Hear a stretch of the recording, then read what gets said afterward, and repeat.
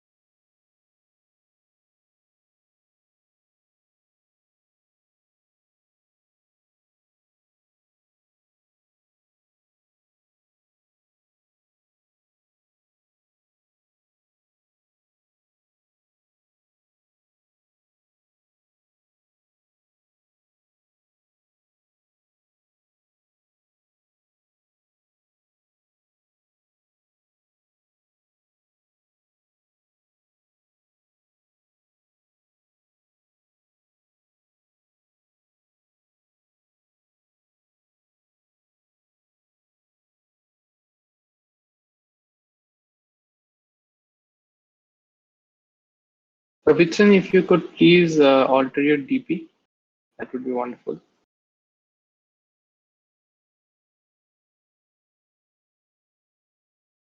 Thank you.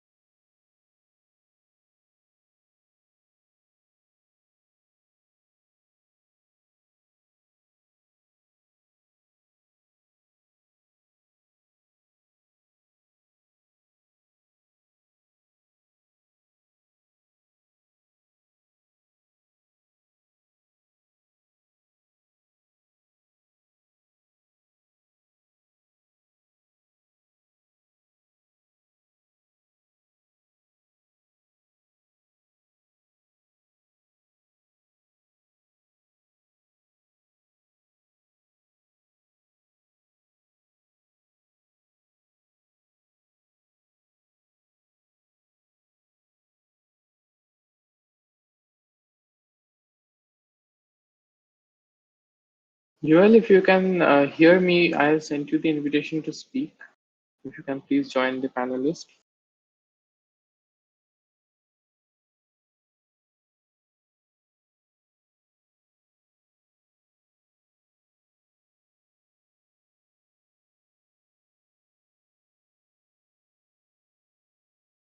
Okay, so Joel, if you could please change your DP into something by which everyone can identify you, and we will start off with the event.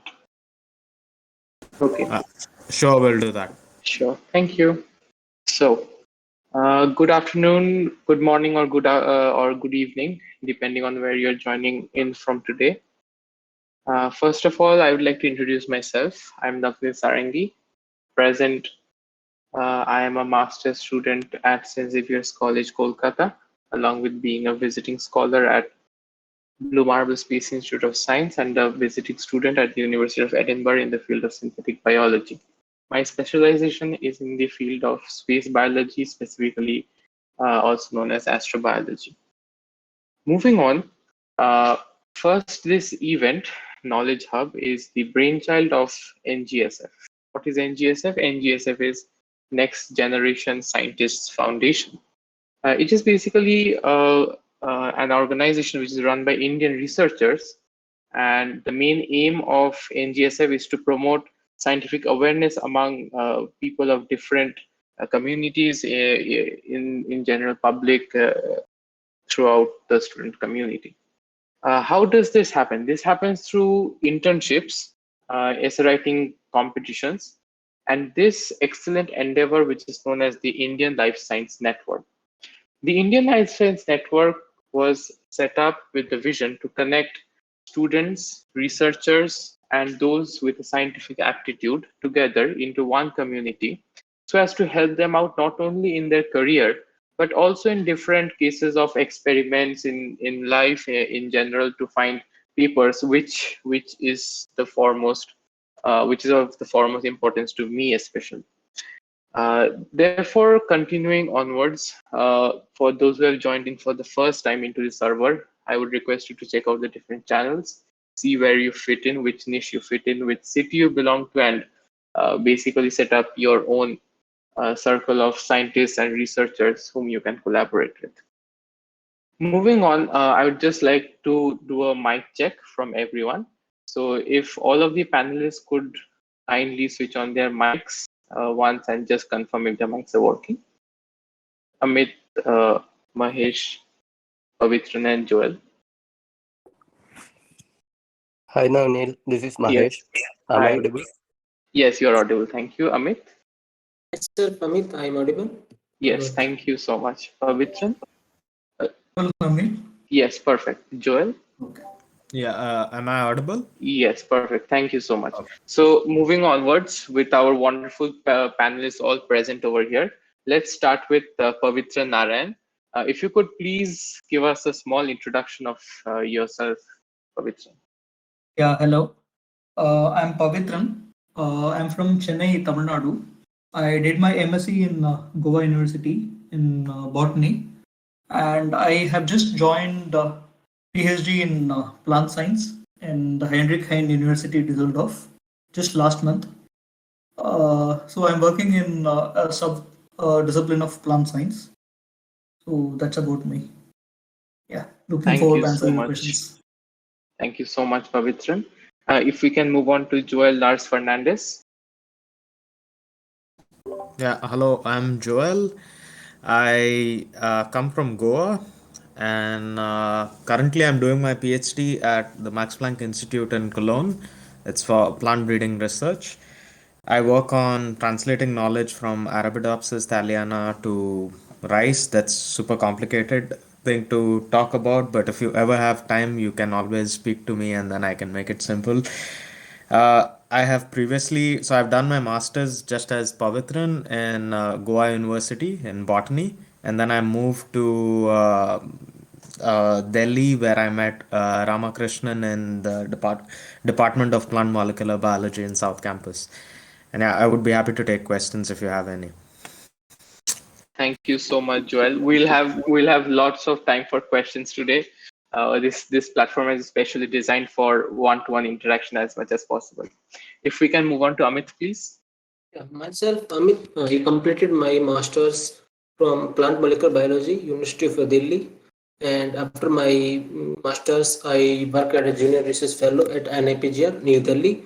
And during my NIPGR GRF tenure, I introduced to research theme, and thereafter I applied for PhD position in Germany. And currently, I am doing PhD in Max Planck Institute of Molecular Plant Physiology and registered at University of Potsdam in Professor Burns group.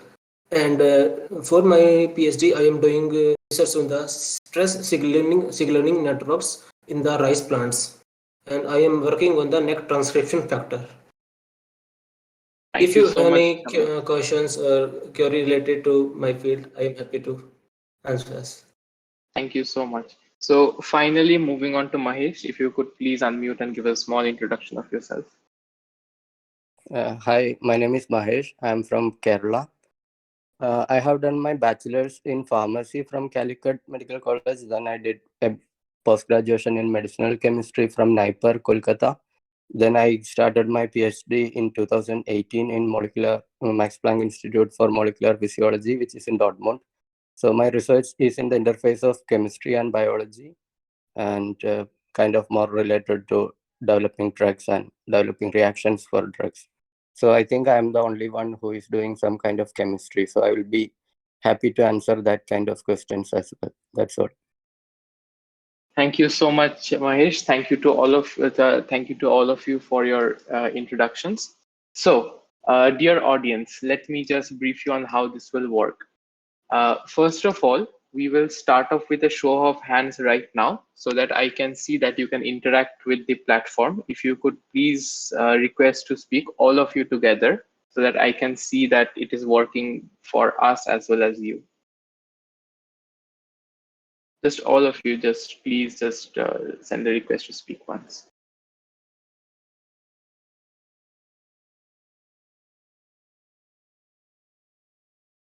Okay, I can see 7 of you in audience. There's 16.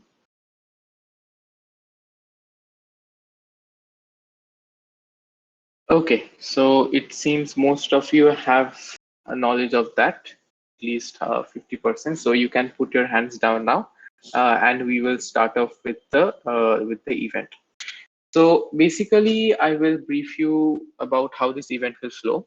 This event is divided into 2 sections. First is the pre-boots, and then is the post-boots. So what is pre-boots and post-boots? Let's define that being in Germany is boots on the ground, and what you have to do to get there, and what you will do after that. We will move through a series of questions with the panelists present here, and if any one of you in the audience has any question, you can send the request and directly ask our panelists as well. This platform is open for everyone, and anyone can ask questions at any point in time. But please remember that since we'll be following a flow of information, if your question pertains to the second half, that is what happens after you read Germany, please wait for that time to come. And then, of course, you can unmute yourself and ask the question once we have accepted you on the platform. Okay, so starting off, the first question to just break the ice. What made all of you, this is a question to all of you, what made you choose Germany as the location to pursue life science research? What were the parameters? What was on your mind, basically? If you can just unmute and share with us. Thank you. Yeah, am I audible? Yes, Pavithran, go on. Thank you. Yeah. So to be truthful, when I was looking for a PhD program in Europe, I was concentrated on Europe because that's where a lot of labs that were of my interest, they were working. And I was applying throughout Europe, and I was mainly concentrating on Germany, a lot of labs in Germany because of the flexibility in the German research ecosystem. And because I know people who were already working in Germany, so I had an idea of how the German system worked here. So that was my main reason for applying to a lab in Germany. And Europe was my broad preference. Thank you. So Mahesh, Joel, Amit, if you can share your personal view on this. Yeah, maybe I can share now. Um, Sure, go on. yeah. During my masters, I really had a very, I don't know, a difficult project for my thesis. So I thought it might be difficult for me to qualify GRE or TOEFL along with doing my master research. So in this aspect, Europe is more flexible. You don't have to have a mandatory TOEFL score or IELTS score to get a PhD position in Europe. So among Europe, Germany is one of the country which is like also known as land of ideas. So is a best option, which I felt. Then I started applying through other institutes like Leibniz institutes or Helmholtz institutes or Max Planck institutes. These are popular not only in Germany but also around the world. So I had luck to get into one of the Max Planck. That's my experience. So Can I? Amit, yeah. Yeah. Yeah, actually, So during Amit, go ahead. yeah, okay. So during my masters, I realized that I should pursue my PhD from a institutes rather than a university. So in this regard, I searched for a different fellowship offers and different type of fundings. So I found that in Germany, DART fellowship is offered. So I think I also tried a lot in another European countries, but I found only like DART like fellowships are provided by only Germany country, and that's why I try to apply through that. But luckily, I failed in getting PhD position through that, and then applied from a different fellowship, and I got a PhD position in my research field in a good institute in MPI. So this is my interest. First, like I want to do my PhD from a good institutes rather than a university. Second, I want a good fellowship source. Okay, Yeah. so we will get into fellowships, but if you could elucidate the difference between an university and an institute?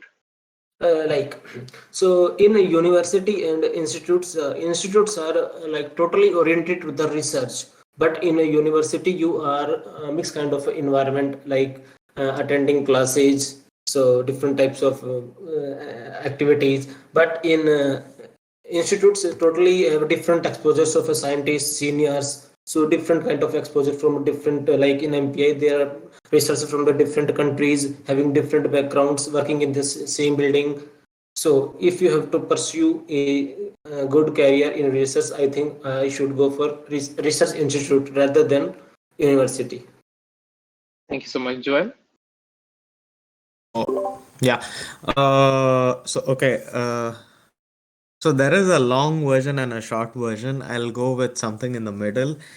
So it's so I did my master's from Goa University. Not It was not one of the top rated universities in India.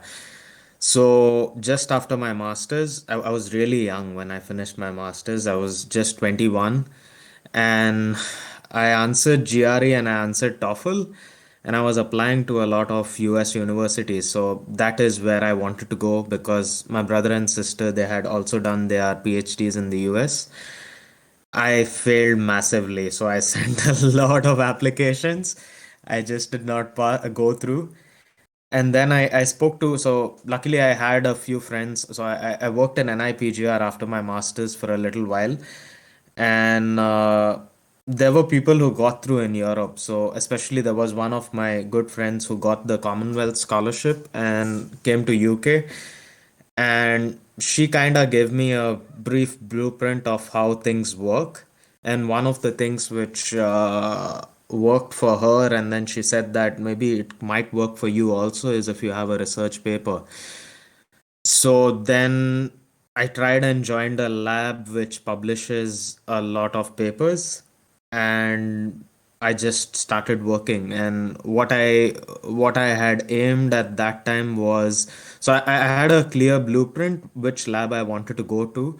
So the lab which I'm currently in MPI, I had chosen it in 2014. So it was almost 4 years after I got through in the lab. And I said I want to go there. And then after after 3 years of working in 2 years in Delhi University, I applied again to the lab, and then I asked them if you want to have me inside, and then so my current boss, she said yes. I wrote a DAD scholarship and I got it. Uh, so to answer your question in a way that there was I always knew I wanted to do a PhD. I was quite focused on doing a PhD in the top 10 institutes in the world. So either the top 10 institutes in the world or the top 10 researchers in the world in my field, which is plant immunity. And I'm doing it in Jane Parker's lab, and she's one of them. So I just was very focused on having that because I had a lot of hardships having funding issues. So especially in Goa University, you don't have a lot of funding sources. Even in Delhi University, it's not that you don't. It's well funded, but still there was an issue of funding, and I did not want funding to be an issue to have my ideas going. So that's one of also the first things I was looking out for. And MPI has a lot of money, and especially my boss also, she does have a lot of money with her. So she writes a lot of grants, and that's how I looked at it. I hope I have answered your question. Thank you. So basically, it's not question. It was just like sharing your experience with us over Yeah. here. Okay. So moving on, like I would wish to know, and I'm sure our audience would, is suppose I'm a master student at present, first year masters, and I wish to apply, say, 2023 for different PhD positions, maybe in Germany. What would you say is the correct time to start looking at the options which are present to me, and how would you say that I should prepare myself financially, especially if I wish to apply for those positions? This is open to everyone. Okay, anyways, my mic is already unmuted. So I could give you a suggestion. So the way I looked at, I was specifically interested in scholarships. So going to a lab with your scholarship. So I did have an option also to go through this IMPRS program, which is International Max Planck Research Schools, and they fund PhDs to Max Planck institutes. And I did not want to go in that way because, again, maybe it's the Indian in me speaking, but when your boss pays for your scholarship, they have some kind of expectations to your PhD, and you cannot guide your project just the way you want the project to go. They usually have some things in their head, and not that my boss is that way. So my PhD supervisor is in that way, but I wanted my own scholarship. So to apply for a DAD scholarship, you should typically start at least 1.5 year before your actual PhD would start, because the DAD scholarship itself takes a good 8 months, and there are also some things which you need to do to apply for a DAD scholarship. So I would say 1 month, 1 year is pushing it, but at least 1 to 1.2 years easily to apply for a DAD scholarship. If you are through an IMPRS program, then you just apply for the project and then you would get it. So it typically takes around 8 months to go through the whole IMPRS program, if I'm not mistaken. So Thank you so that's much. my answer. Uh, Amit, Mahesh, and Pavithran, if you can just share in. If I can add to that something that Joel told, he was some things about the MPRS scheme. So this is kind of faster scheme, but as he told, there are some proposal always, and you have some restrictions. But at the same time, it has a lot of advantages as well. The money, the salary that you earn is actually significantly higher than that scholarship scheme. And in addition, you will also have opportunities to attend different kind of workshops or even conferences. They give separate money. So there are some perks, and at the same time, there are some disadvantages. So me personally, I am in this IMPRS program, and I really enjoyed it. Like, I'm spending my 4th year now here. So I really enjoyed this because I had opportunities to attend international conferences without any expense. and also to take additional courses which are available from even Coursera, Udemy, whatever in the world. So they will give additional money. This is a significant thing to note. And about the time process, my story was a bit different because I actually started my PhD in India after my master's. Even though I knew that I wanted to do PhD abroad, at that time I had no success during my master's when I started applying. So I had to spend around 7 months in India in another institute, which actually was kind of a financial source for me because I had fellowship and I qualified the entrance like that. This is not the best way, but this is what I had to do at that moment. So I don't recommend it to anyone. Then after my publication of my master thesis was out, then I had more chances and I got a position at that time. So it makes sense if you can get a project position, not a PhD position like me. So it's difficult to quit a PhD after from India in many institutes. So a project position maybe or something like that. So you have like waiting for, maybe you are waiting for your publication to be out, or Right. you are working in a lab to get more exposure in a good institute so that you have better opportunities. So this also makes sense. Right. Amit, Pavithran, if you have any point to add on. I think preparation. I think Joel wanted to say something. Sorry, I just missed out one point. Sorry, Pavitran. Yeah, sure. So when you're applying through DAD or IMPRS, I just wanted to point out one thing is that you don't need to at some point put any money. So the one good thing when you are coming to Germany is that except for your, so even so DAD sponsors your tickets to come to Germany, so you don't even have to pay for your tickets when you come. I am not sure. So for IMPRS, I'm pretty sure IMPRS doesn't pay, but eventually when you get your first salary, you can pay off whatever needs to be paid off. So one thing for sure is when you come to Germany, you are almost paying nothing for or you are not financially dependent on anything. So it also pays quite well. So that's just one small point I wanted to put. And over to you, Pavitran. Yeah. As far as preparation is concerned, I would say start preparing at the end of first year would be ideal. First year of MSc would be ideal. And you can either have a fellowship of your own, like Dad for Amit and Joel, or like I don't have a fellowship for myself, but I chose a lab that has a well-funded project from the European Research Council. And I know that the fellowship is like for long term, for 6 years in my case. And so there will be funding for me to fall back on in terms of research needs and conference travels if I need something. So I think making sure the lab is well funded is a good thing. And if you have a fellowship for of your own, then it would be a great thing to do. Another thing is to like if somebody has Germany on their mind, they can actually try student exchange programs in their MSc for a visit for Germany and start locating their area of interest and labs of interest.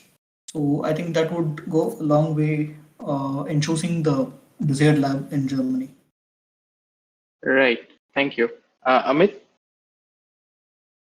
if you have anything to add, or else we'll move on.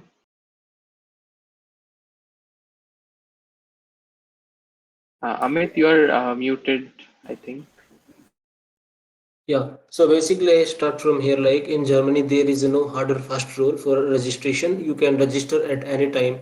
Like in my case, I submitted my supervision agreement in December, and thereafter the first meeting of a supervisors meeting, I got registered. So in Indian systems, so like there is some kind of a pattern, like you have to summer or winter. So in PhD, there is no such kind of hard pattern. You can register at any time for PhD. Right. So there's no like fall session or something like that. It is No, throughout the year. for registration, it is not mandatory. Right. You can complete your supervision agreement, and you can register according to your supervision agreement, and your time will be counted from according to supervision agreement. Right. Thank you. So moving on. So Of course, we know that Germany is the hub of all research, and there are several different labs, there are different institutes, there are different universities. And so basically, how did you focus on one single institute or one single university? Was there any database that you used or any particular website resource you used to find it out? So if you could just tell us on that, like how did you select the institute? What were the parameters on your head, and what was going on in your head when you said that, yes, I want to work in this institute or this lab or this university? I think I am a little different from others in this respect. I was more interested in which lab I'm going to join than which institute I'm going to join. So Amit spoke about the difference between research institutes and universities, and Joel said he wanted to join the top 10 institutes in his field. But I was more interested in which lab I'm going to join. So I think there are two ways of looking at it, from the lab's perspective and from the institute perspective. And I think social media, Twitter and LinkedIn are very good spaces to get acquainted with the labs and the institutes in your field. And I think making network connections with different people in your field, it's a great way to getting know the institutes and the labs. I think that is where one should begin. Right. If anyone wants to add in. Yeah, because Pavithran mentioned about social media, I would stress upon that point again. So LinkedIn and Twitter are the best platforms to get acquainted with your lab or even to find opportunities in the lab. And in addition, in case of Germany, we have a special database called the .phd database. So whatever opening comes through institutes, I think, whoever post or give information to the PhD database, they post the advertisement about these vacancies in that database. So this will be really helpful. And in addition, nowadays, there are a lot of websites providing this option.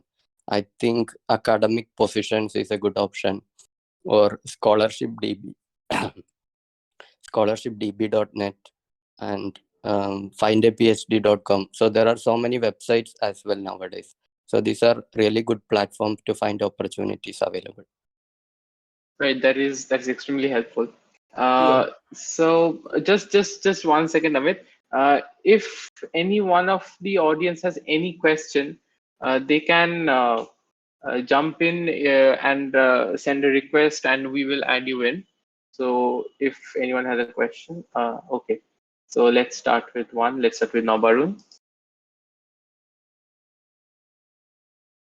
Nabarun, did you join in? I think there was an issue with it, I think.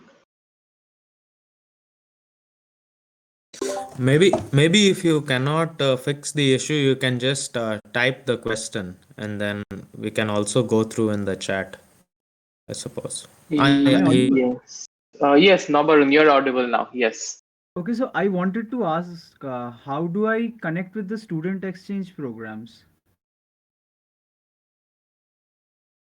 What do you mean by student exchange programs?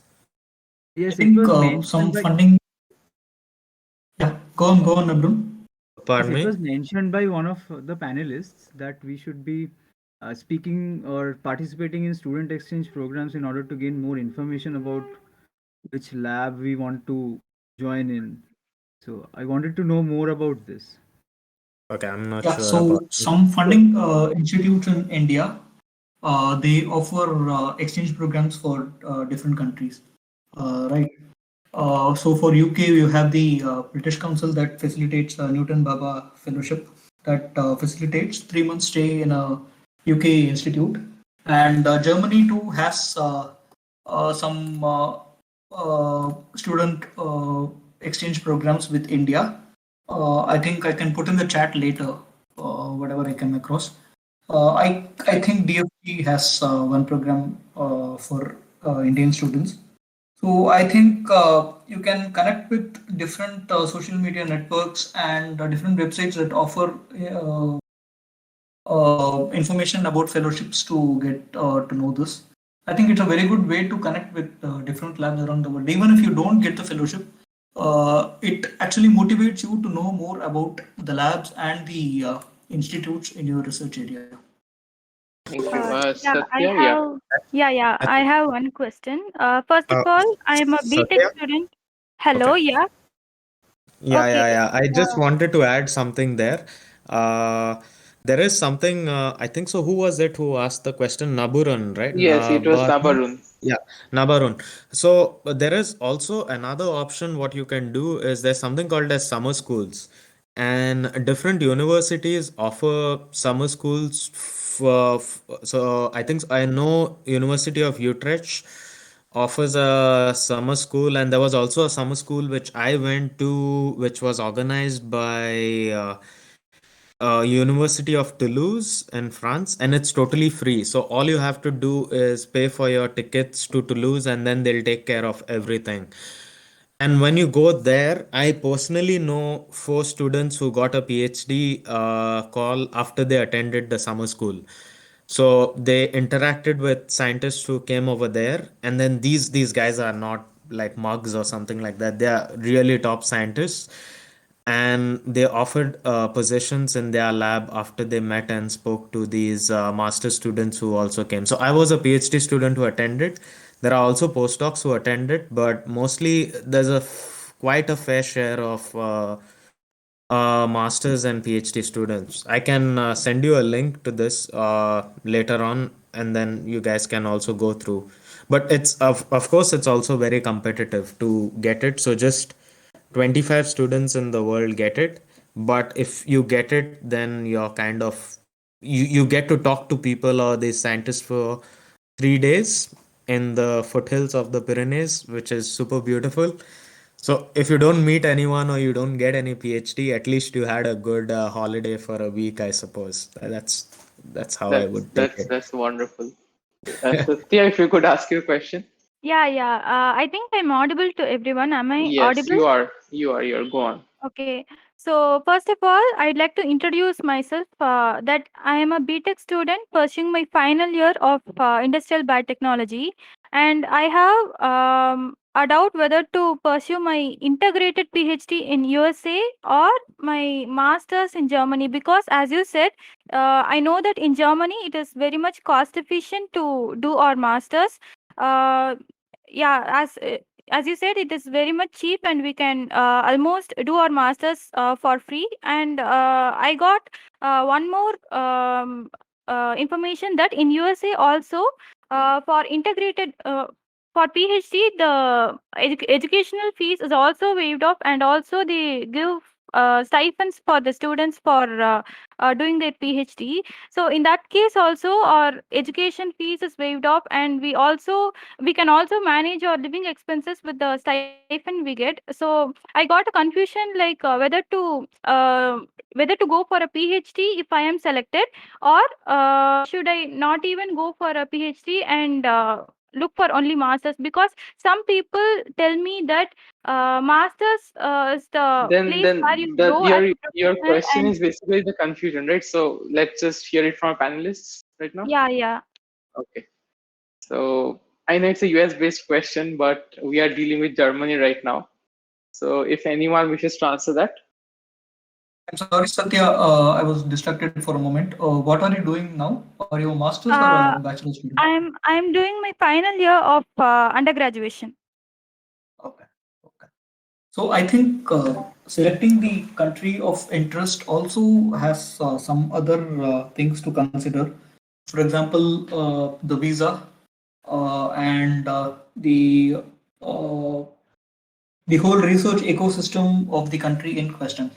I did not wanted to do my PhD in US because of the like kind of a fluid political and research situation in US. Probably it might complicate visa regulations.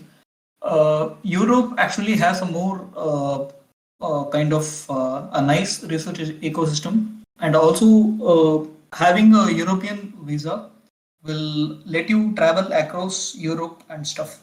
So I think not only labs and institutes, these kind of considerations also may come when you choose your this thing. Okay, thank you so much. So that is what I wanted to know, because though both are somewhat inexpensive when considering the educational fees. So I wanted to know which outweighs the other. So that is what I asked. So thank you so Thank much for you. your Thank you so much, answer. Satya, for your questions. Uh, can I? I think she left Sure, already. sure, sure, sure, sure. Okay. Go on. Please Uh, add on to that. Regarding Satya's question, so I think in case of US, you will have to follow the formalities. Like you to do a master's in US, also you need to qualify the GRE exam. And coming to Germany, doing a master's in Germany, as she already mentioned, is for free, but you don't have to pay any tuition fees. But that doesn't mean you will have no expense. That means you will have to spend for things that you needed for your own stuff, like accommodation, food, whatever. So it is kind of cost effective, but also depends what you want to do in future. So in case of Germany, for example, if you are looking for a job just after your MTech in biotechnology, is that what she told? Yeah, masters in biotechnology, and looking for a job in Germany. I don't know if it's that uh, promising compared to US, because you will have problems in language. So most of the jobs in rural Germany, at least, uh, ask for the German language skills. So it depends what you want to do. If it's for research, I would say coming to Germany for a master's, then continue with your PhD in Germany is the best option that you can do at the moment. But depends what she wants to do after. Right. Okay. So moving on to our next question. So coming to the application procedure. So what would you say are the most important sections while you're applying for a PhD position? The SOP matters the most, or the CV, or your research experience, or the way you contact your lab professor at the university. So what is the most important section of your application, and what is your mindset behind it? What were your mindset behind that? And for the questions which are waiting, we will soon take them, just moving forward a bit. Okay, so if you guys can please share. Actually, I don't mind talking, but if someone else wants to talk, they can talk as well. But I can also quickly give Yeah, Yeah, Amit Amit has what is been was it very Amit is quiet. not Amit has saying. been very Yeah, for quiet. me. So But yeah, like if no one's speaking, then I can speak quickly. But if Mahesh wants to go ahead, you can no, I go was ahead. telling Amit is quiet No, for yeah, long yeah. actually, time. I have two suggestions regarding last Okay. question. Like in like if somebody is doing their PhD in India and he want to some kind of their PhD work in like Germany. So some institutes like MPI have good options. So they provide guest PhD options for about 6 months or 1 year as a guest PhD student. So only thing the student has to apply for this. So he have to or she have to find a scientist in MPI who have a similar research work, and then he have to good write a research proposal and then submit it to the MPI, and they will screen out. And if they selected, then he will got a fellowship for 1 year for doing some kind of his PhD work in MPI. So I think it is a good similar to the exchange program. If somebody doing PhD in India and want to explore some of his time in Germany in good institutes for doing his the same work, then he should carry out in this regard. And my second suggestions regarding my masters. So as per like Joel and Pavithran told that the doing masters is not expensive, but you have to yeah, financially support yourself if you have not funding. But there is a point, like if you're doing a master's thesis, during the master thesis, the institute, some institutes pay for your master thesis, but in India this is not the thing. You will not got any money for doing a master thesis, but in Germany you will got money for your master thesis. You will got a stipend. So I think it is a good things for, Right, yeah. right. Thank you for sharing, Amit. So Yeah. moving to a present question, like it's open. Joel, if you can Yeah. continue, or Mahesh, Pavitran, Yeah, yeah. anyone. I can actually go ahead. So, to answer your present question, so it depends on what path you take. So, if you're, so I can give you an idea of how it goes with the DAAD scholarship, and I can also give you IMPRS, but Mahesh already is working on IMPRS. So, I'll just talk for the DAAD. So for the DAD scholarship, as I told you earlier, you need to be prepared at least a year in advance. And my first approach was to approach my professor who I want to get my DAD scholarship from. So normally you approach your set of professors or your researchers or group leaders in whichever place in Germany you want to apply to. Uh, I would, so when you are applying, what I would generally focus on is some kind of project which you are inclinated to. So just don't apply with a generic message. If you send a generic message, they will send you a generic message again saying that, oh, my lab is already full.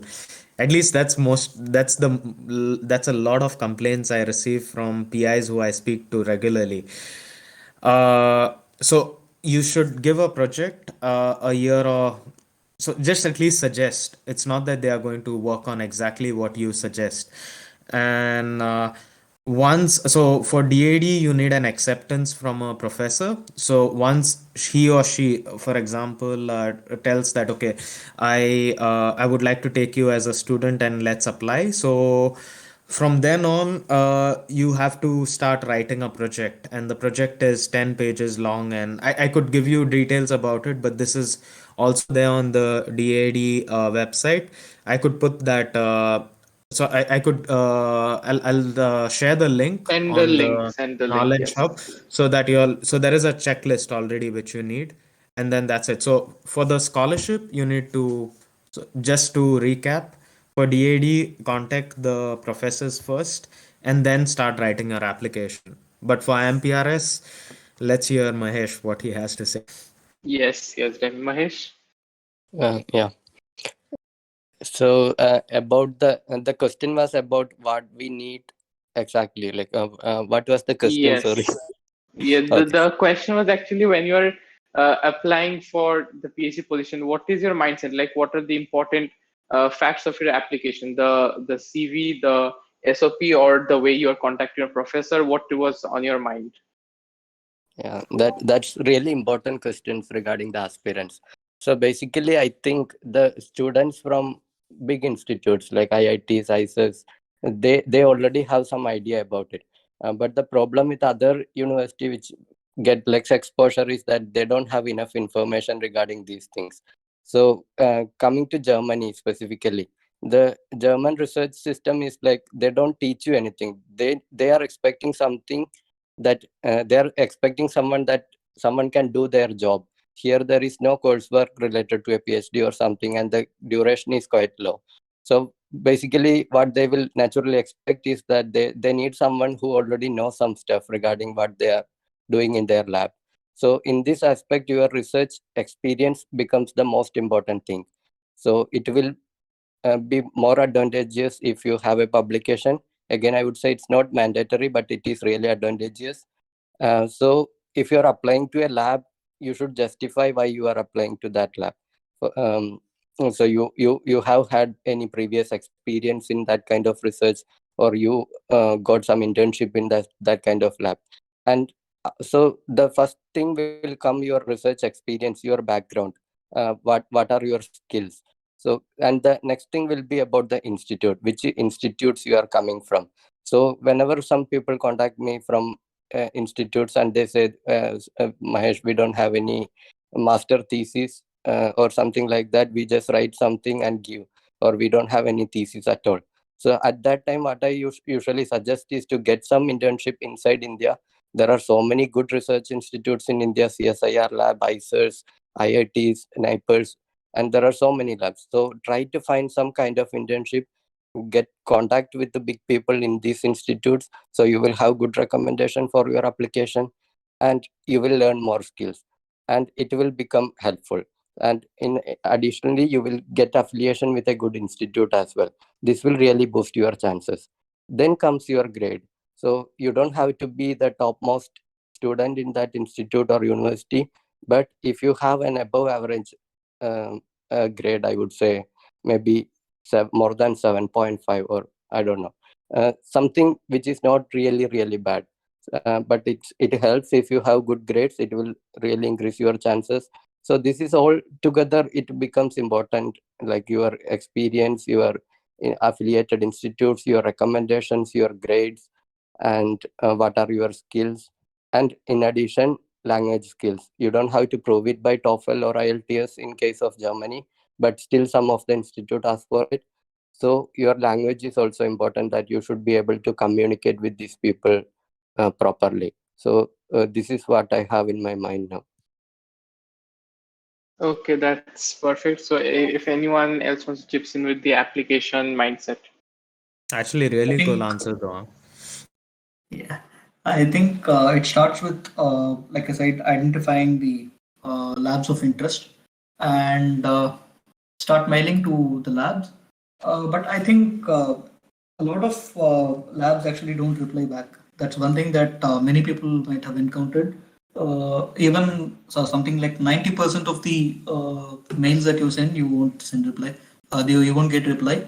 But the thing is that you shouldn't give up. So that's when we'll Okay. be able to get positions. And I think we have to be very, very genuine when we mail someone. We cannot mail someone randomly without knowing their work, without knowing what they are doing. And there should be some sort of a connection between, a personal connection between what we want to do and what the lab works in.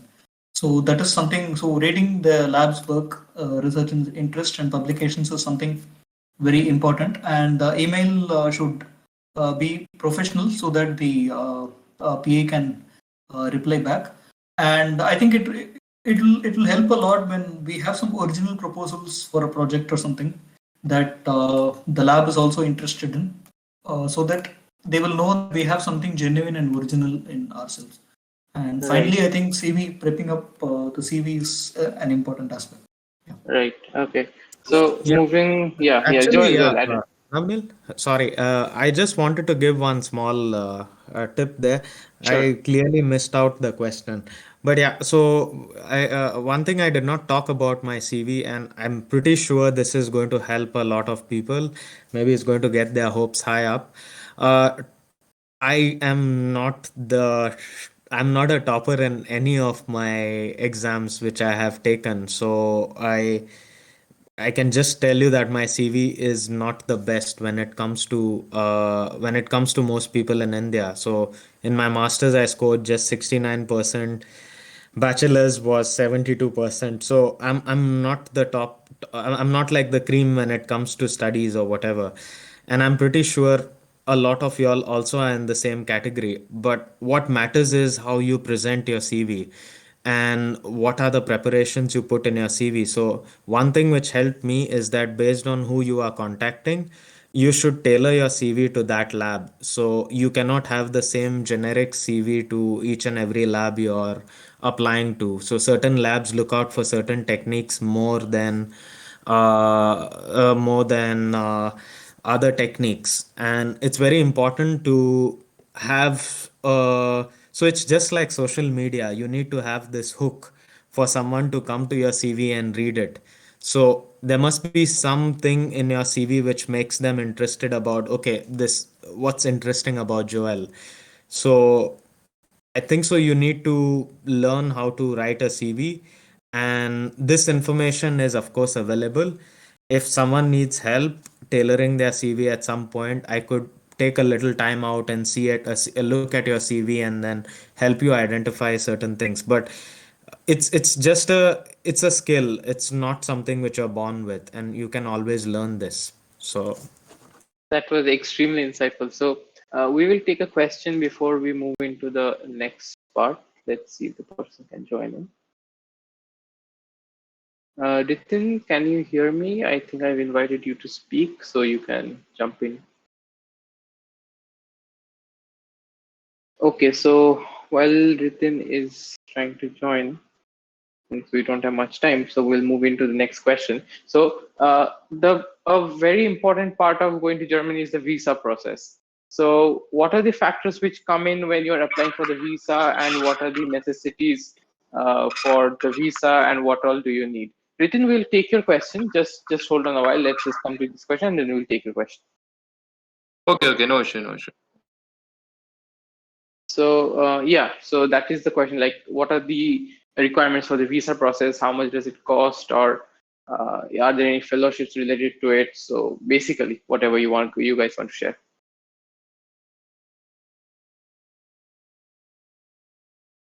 Mahesh, Pavithran, anything about Okay, that? I can Yeah, go ahead sure, again. sure, Uh, sure. So, if you're, so I am on a DAD scholarship. So again, I'm trying to say this again. I'm just going to stop saying it at some point. So Right, for scholarship holders, if you have a scholarship, then your visa is free. So you don't have to pay for any visa processes. And also actually for the visa, there's a no rejection policy for DAD scholarship holders, and that's pretty cool. So you just go with your documents, with your passport, and they will just stamp your visa and give it back to you, and then you go to the you just fly then after that. So you don't even need to at some point show that you have booked a flight or anything. It doesn't matter. So right, that was very straightforward for us at least. But when you're going for your visa, you have to take your transcripts, and there's again a checklist which the visa office gives. So you just take those, and then if all of that checks out, they will just stamp your visa there and there for 6 months and then give it to you. So right. Perfect. So, any one of you, Amit, Mahesh, Pavithran, anything to add? Anything new you would want to share? Yeah, I think it is right. According to Joel, it is very easy to get a visa if you are away from a yeah, award letter for a scholarship. Then there is a no. I think you will get your visa within 10 days, according to me. So I got in 5 to 6 days by applying my visa. So it is very easy after you got a scholarship letter. So that's Perfect. Perfect. Okay. So, if you guys don't have anything to add, Mahesh, you have anything to say regarding Yeah, this? just it is more Sure. difficult to get an appointment rather than getting a visa. Okay, okay, got it. that's So true. yes, so Ritin, we can take your question now if you want to unmute and share it with us. Yeah, yeah. Okay. Actually, currently I'm doing my PhD. This month, hopefully, I have the final defense and all. So I'm planning to do a postdoctoral fellowship, PDF, in Germany. Actually, I am from engineering background. I am from mechanical engineering background. I am doing my PhD in natural fiber composite materials. So I just go yesterday. I go through the DAD website. In that website, more concentrated on masters and PhD. But PDF, I can't find anything more. So I don't know how to apply PDF in Germany or its way. So can you please help me to join PDF? So what things I need to do, or how I need to start? Can you please tell me? So any insight into it? Because that's a big question. I think that's a entire webinar altogether since we are right now dealing with PhDs primarily. But if you guys can like maybe in 1 or 2 minutes just help him out with that, if you I would like think Uh, to like. postdocs are like very different from what we aim for PhDs or Yes, masters. So the expectations of the labs and other things, so everything is completely different. And right.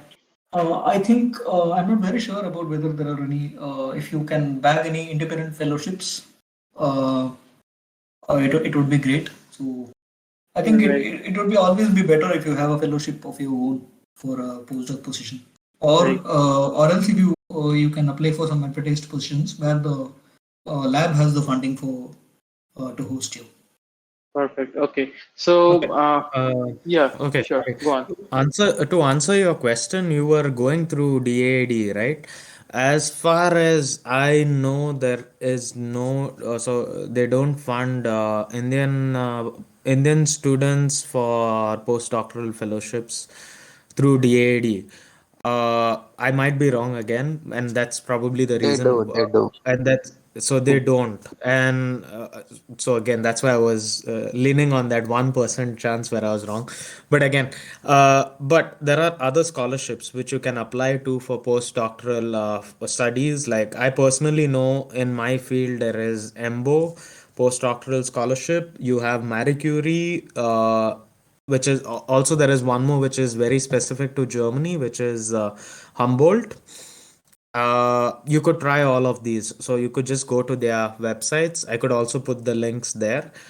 And but for these, you need to have a very solid project. You need to have an idea of what you need to apply for. So personally, what works, at least in my lab, is that the student first contacts the supervisor, and the supervisor usually invites you for, at least my supervisor invites you to work in the lab for 6 months through the Max Planck Fund. And then after that, you work, you get initial data, and then using that data, you apply for a scholarship. So that's how at least it works in my lab. But it's different for different labs, and then different labs are looking for different aspects for their how to improve their own labs. So you would have to, yeah, it's a very mixed bag, man, if I would Yeah. say. Okay. So moving on to the next question. So we have heard about the DAD and the IMPRS programs, if I spelled it right, IMPRS. So are there any other scholarships, institute-specific scholarships, and how do you approach those particular scholarships? What do you need to get those scholarships before you apply, or do you go there and then look into those scholarships? If you can just enlighten us on that. I think there will be openings from the like IMPRS specific graduate schools. So different institutes and universities have their own graduate schools and they fund through that. Advertisements will be open at specific points in the year, so you can apply for those and then you can get in. That is one thing. I think I don't know who's gone through some graduate school. I think they can find it out Right. better. Okay. So anyone wishes to chip into that? In Uh, addition to, sorry, Joel, and let me yeah, continue. In addition to yeah. the IMPRS, there are two more Okay. non-university research institutes in Germany. So non-university research institute, Max Planck Society is one of these three. So another thing is Leibniz. Leibniz has number of institutes around Germany. Then Helmholtz Syndrome also has a number of institutes. And for engineering specific field, I think also this what is it called? Faco School? No, something starting with F. Sorry, I forgot. I will just tell. There is one more which is specific for Fraunhofer. Fraunhofer. Fraunhofer. Yeah, right. So these are non-university research institutes around the Germany, and in addition to the university, the positions are advertised in the university websites as well. So there are many options. Perfect. Okay. Yeah, actually, I So need to yeah, add one more thing there. sure. So, in my field, there is, so not even my field, but in biology in general, you have also EMBL, which has doctoral student fellowships, which you can apply through, and it's independent through. So there is a own graduate program which they have, which you can apply through. It's European Molecular Biology Laboratory. It's in Heidelberg, so they have this. I can put the link out to this also. So Perfect. Okay. So even though we are approaching the end of our time, we still have to talk about the boots on the ground. So let's hear from all of you, just your personal experience only. What is it like being a student in Germany, and what are the financials involved primarily? What are the tuition fee systems? So if you guys can chip in with that.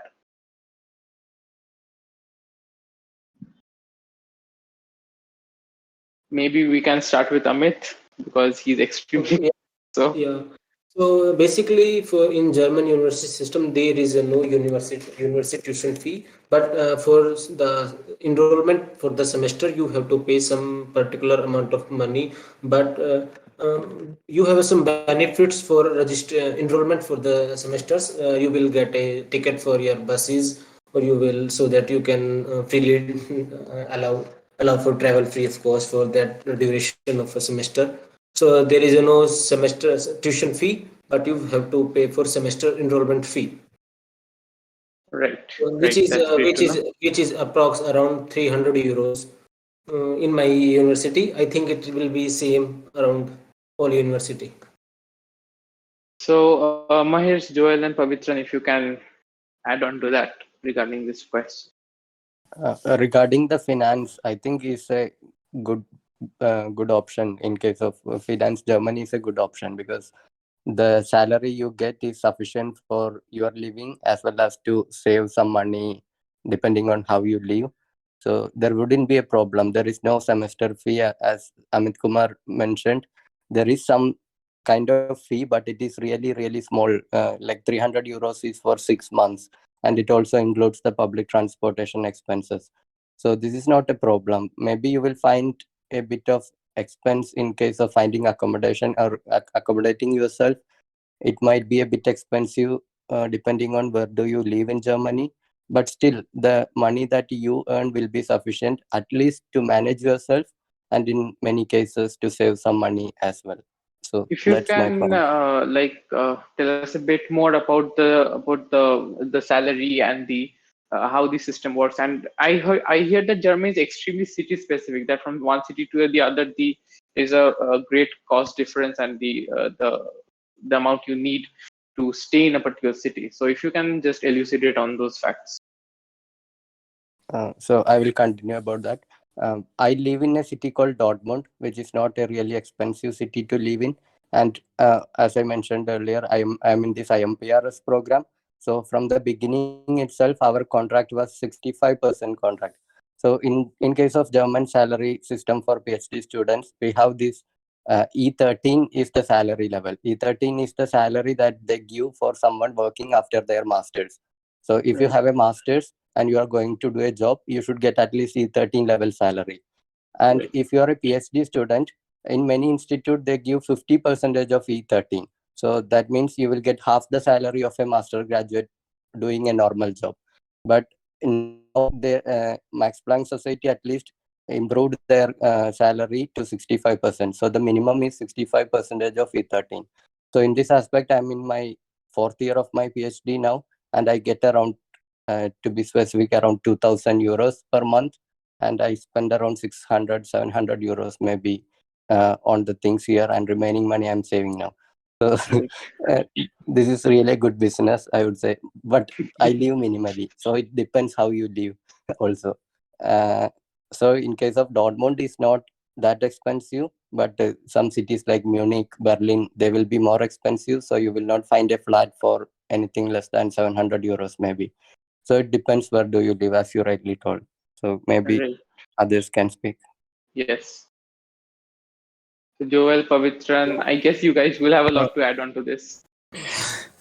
Yeah, I can just give you figures of what happens. Sure. I'm living in Cologne, and Cologne is one of the cities which is quite expensive to live in. It's extremely hard to get an apartment, but luckily in my first year I did get a cheap apartment. Average rents go between, so if you're sharing your, so it just depends what kind of lifestyle you want to live. If you don't mind sharing your apartment, then you are spending somewhere between 400 to 500 euros a month on your rent. And then it also depends on how much of extracurricular activities you want to do. If you go partying and stuff like that, then for sure you won't save any money. Through the DAD scholarship, I get 1200 euros. And then my Max Planck, my Max Planck in connection with my boss, that's what I negotiated, tops up my salary to the IMPRS program. So I get around 1600 euros a month because the 400 euros is topped up by my Max Planck institute, and I managed to work everything in 600 euros, just like the other person who was talking about, and then I tend to save around 1000 euros, but that is pretty tough for most months, but I think so you can easily save around 600 to 800 euros a month if you get your expenses sorted. So Right. Like Pavitran, if you have anything extra to add on to that. I think I'm fairly new to the German scene. I just arrived here about a month back. So I think these people covered a lot, Right, right. most of the things. Perfect. Again, Okay, nothing. There's nothing more to say. Yeah. perfect. So moving on to into the final stretch, what is the work culture like in Germany? Like, what are the work hours and what are the work schedules, and how much do you work in the lab, and what is the general populace, the population, the people around like? I think it depends on the lab, their preference, and the city in which you work. For example, in my lab, there is no flexible lab timings. So, and I think it's better to look for a lab that is more international in character, that's more collaborative. Like my lab has people from different continents, from Africa, from Australia, from Europe, from Asia, and they share a lot of things. Like it's an open environment where you share everything with others in terms of work protocols and everything. I think sharing a lab that has more sharing culture is better uh, to choose. Right, right. Okay. Joel, Amit, Mahesh. Actually, for me also, so it just depends on how your project is formed. My project is extremely independent from the whole, so it's independent from my lab in general. So generally, I'm driving my project. So it tends to be, so I decide what kind of experiments need to go. So I generally don't have a time when I have to come, but during the week you have certain meetings which are fixed, so departmental meetings and stuff like that. So of course for those meetings you have to be there, and I also travel. So right now I'm in France, so my project works between Germany and France. And in France, though, so you don't work on the weekends, but generally in Max Planck in Germany, you also work. You can work. Let's just say that you can work on the weekends, but I think so. Majorly, the cool thing about German labs is that you are the one who has to take responsibility for your own project. So you have to Right, drive your own project. If you don't take responsibility, no one's going to ask. No one's going to sit and micromanage you. But of course, there are odd exceptions where there are some PIs who micromanage you. But majorly, what I have seen is that you have to take charge of your own PhD project. And right. Perfect, perfect. So Mahesh, Yeah, Amit, anything else? yeah, I'm agreed to Joel and Pavithran. So yeah, affiliate with the things like that, you will got a holiday on Saturday and Sunday, and in the 5 days of week you have to work for your project. So if you not work during the initial days, then there may be a lot of pressure in the later period of it during PhD. So I think it's better to do manage your stuff from the starting, so that in the end you are not fear of the work. Right, So because your boss will not like talk you again and again for the same thing like an Indian culture system. Here they will relax and they don't like disturb you by saying same thing again and again. Only you have to manage your work because ultimately you have to got PhD thesis. So in my term, you should focus from the starting along with your enjoying basic life. perfect, perfect. Mahesh, anything else you'd wish to add to, or else we'll proceed to the next question? Just one thing. Sure. I don't know. Now we are talking about the research experience or research culture, which is Yes. absolutely good in Germany. And as everyone mentioned, it's your PhD, so you have to take your responsibility and do your stuff on time. And it's really flexible. How you want to do it, you can do it. But at the same time, um, personally, when it comes to the social life in Germany, you will have a lot of difficulties. So there are a lot of bureaucratic stuff coming on. You will have to do so many registrations, city registrations, and so on, insurance, radio tax. So there are so many uh, hurdles to pass. And Yes, as, if you guys can like elucidate on that, because I've heard this a lot that the bureaucracy in Germany is huge, and it has a huge effect on your day-to-day life. So if you can just yeah, elucidate on that point a bit more. yeah, I was not talking about that because the question was not specific about it. But anyway, now I will continue about this. You will have to pass lot of hurdles in terms of bureaucracy. and above all comes the language. So if you are a sincere PhD student working maybe 10 hours in the lab every day, you will not find time to learn German or practice German and to live a decent social life in Germany. So this is what happened with me in these 3 years. I have learned barely minimal German, which is really necessary to live my life. Yeah, whatever is emergency, I have learned these things. But at the other on the other side, I could not improve my German language because I was more focused on my PhD, and this ultimately leads to a lot of problems in your social life when you have to talk to your landlord regarding the renewal of your house contract, or to extend your visa when you are going to the city office to extend your visa. Sometimes they will not speak English, they will speak only German, or many times they might be able to speak English, but they will not speak it because they love their language. So Right. personally, I didn't find any racism, but some at some point I have felt it in many places as well. So Right. these are some hurdles. Yeah. Right. So if anyone wants to continue on that point. Actually, I do agree that you need to know German for a lot of things. Uh, I do get it, but personally, I'm not. So I do know German up to a certain point, and maybe I'm talking in a privileged sense, though, that I've not had so many issues with bureaucracy because, at least in Cologne, most of the things can be done online. And then when you go to the visa office and stuff like that, they already know that, okay, like I tell them in advance that my German is not the best, and then they kind of understand and have people who speak English around. So, like, I've not faced it so much.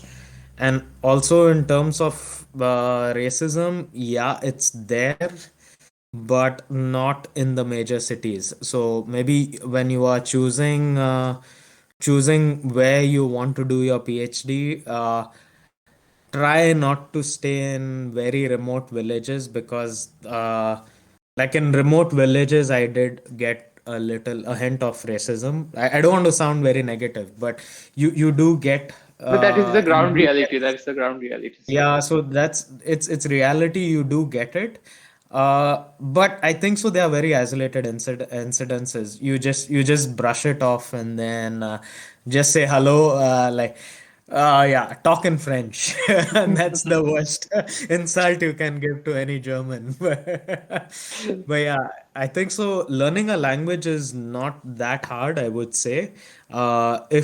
If I were you and you want to come to Germany, I would initially start. There are a lot of German courses online which are free. I can also send a link to that, and it does help. So maybe get a nice. So start with this German course. Once you reach A2 level, and once you come to Germany, try and maybe put an hour or two to learn the language. And I totally agree with Mahesh, is if you speak in English all the time, Germans generally don't like to, means you won't have a lot of social life. right. And it's yeah, it would be nice if you can learn the language. And I do face that issue now when I come to France over here. I don't know French. And it's extremely hard to have a social life if you don't know the local language. So yeah, and Absolutely. bureaucracy is there everywhere. It's just that if you, and don't get scared, even if you don't know German, there are a lot of people in your institute who will just offer to come with you when you have to go on that one day to the office, and then you can get that sorted as well. So I think so Perfect. that can be done as well. Perfect. Okay. So moving into the next question, like what is the usual timeline for a PhD program in Germany? Like how long is it, and how does it really pan out?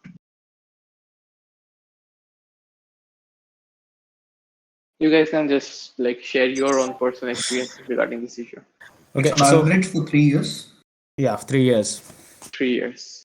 Okay. And in my lab, they say that it's not very strict kind of like plant science, it's difficult to complete your project in 3 years. So it's like kind of it can start until 4 years. So that leverage you will have. Right. Uh, Okay. yeah.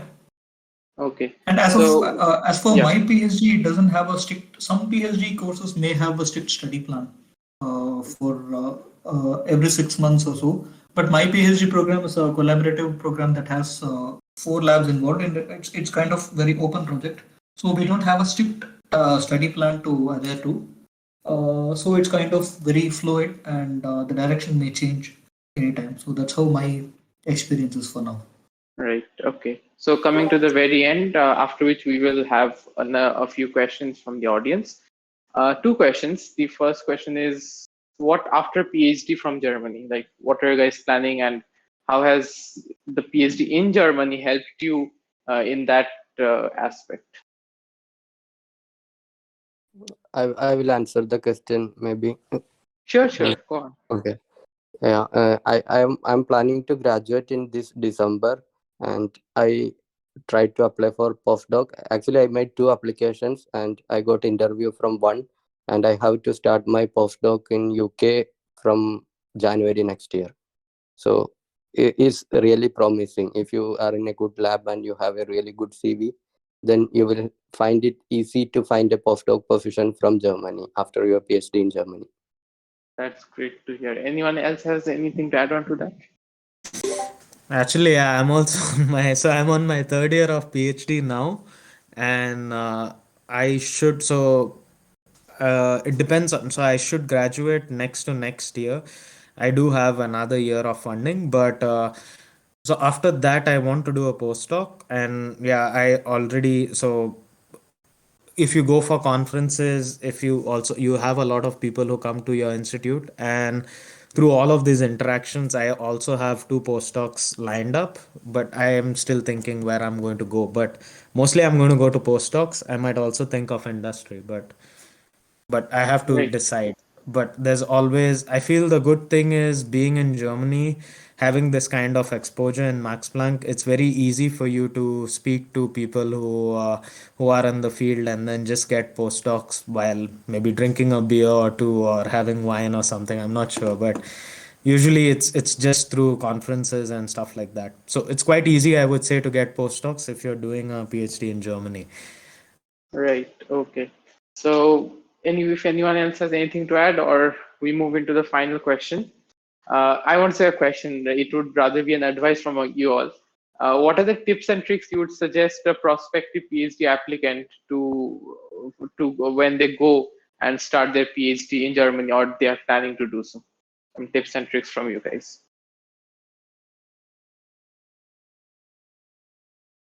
That's what we had been discussing all this time, right? Yes, like is there anything else you guys wish to add to that? Something I have maybe not asked you guys, something that's on your mind. I would just say one thing. Uh, like what has helped me is being clear about what you want to do. So it doesn't matter. So I took a lot of time to choose my lab, to also choose the topic I want to work to. But finally, when I'm here, I'm really enjoying my PhD. So after my master's, I took 3 years to actually start my PhD. So it's always nice to decide what you want to do before you step into doing a PhD. So really figure out first if PhD is what you want to do, and then start. That would be my only advice. If you don't want to do it, then just don't do it, because it's not for everyone, and it's okay. I mean, you can do something else which you are really good at. So because I've seen people who have started PhDs and they are not sure whether they want to do it or not. And then this constant thought which you have put in your head that you chose to do this, so that will drive you to do your PhD, because it's not easy to do a PhD also, especially in a very high functioning competitive environment. It's pretty tough, and I'm pretty sure all of the others who are doing their PhDs here in the panel would agree with me on that. So that's my only thing I would like to say. Perfect. Thank you. So And now yeah. and Amit. if someone is coming Oh, from Mahesh. India, Yeah. And if someone is coming from India for their PhD in Germany, try to practice call your supervisor by his name, not sir something. Or That even is one difficult habit Yeah. to get out of. yeah. So and also I have seen many people emailing the potential supervisors like respected sir. So this is not the culture in Europe. You can just write dear professor or dear doctor. So that is sufficient. You don't have to say respected sir or dear sir. Sir is out of fashion in Europe. So you have to start calling people by their name. Yeah. Amit? Yeah, I am totally agreed with Mahesh. So basically, here we have to introduce like dear, like if you I recall your name, dear Navaneel. So it is the correct manner to like talk to a professor, not dear sir, not dear professor, or not dear Sarangi. It's not way. So you should speak his first name with the like dear. If you are writing an email, and if you are in a direct face-to-face conversation, then you have to speak like a direct name, like I say Mahesh, like you have to do conservation in that manner, so it's Right. totally friendly means. Okay. Thank you to all of you for sharing those extremely important points. So the stage is now open for questions. So if you guys have any questions, please do send the request. We have first Mahavir Jain. Let's see. Okay. Mahavir, you can unmute yourself and ask the question, please. Hello everyone. I am studying my bachelor's. I'm in last year of my bachelor's. I'm studying bachelor BSc Agriculture. So I want to do MSc in plant breeding at in Germany. So my question is mainly to Joyler sir. That which are the best institute to do the plant breeding in Germany, and what is scope for MSc doing plant breeding MSc in plant breeding?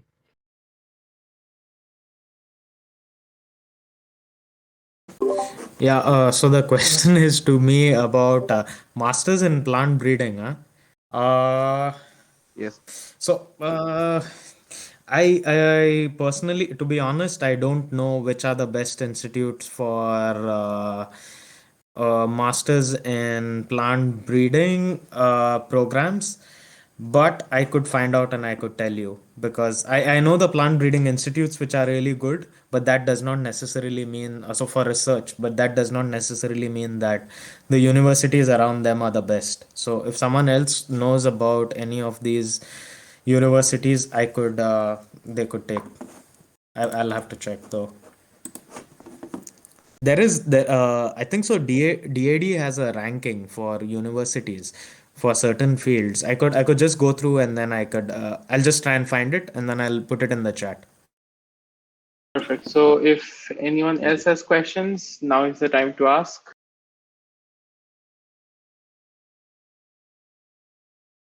It seems everyone is satisfied with what they heard today. There is no immediate questions.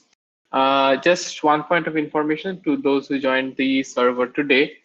Your roles will be updated in Ireland classifieds, most probably. And if you guys have any question, you can, of course, write in the different sections which are present in the server. And of course, there will be more people interacting with you. And we will also be there to help you guys out with any question you have. So I think that is the end of today's session. Unless, okay, wait, I have a question.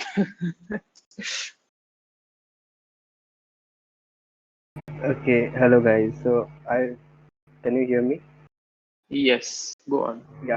So I was thinking like should I ask this out?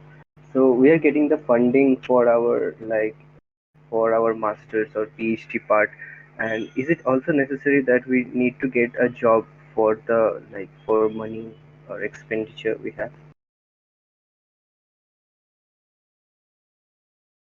Like a job beside our PhD work. PhD in Germany is basically an employment. So you come on an employment visa. So I think you cannot take up any other formal employment when you are on an employment visa for a particular job. And I think PhD doesn't also allow you to take up any other employment. You barely have time for your own personal life. For masters, I'm not very sure because I didn't do masters in Europe. I think some other people can talk about it. Yeah, it depends upon the also on the scholarship. If they are recommended or allowed you doing any kind of a teaching assistantship or any kind of job, it will be possible. Sometimes they totally say that in offer letter you have to do PhD. You are not able to do any kind of other job. So sometimes it depends upon agreement of your scholarship. Okay, so I think that was the last question. And thank you to everyone today and the panelists for answering the questions and just joining us in this conversation. So we will be ending this session, and hopefully in the near future we'll be back with more sessions on different other topics. So till then, I think it is good night or the corresponding wish that you guys have. So bye bye everyone. Thank you for being here today. Thank you, Navaneel, for wonderful organization. Thank you so much, Mahesh.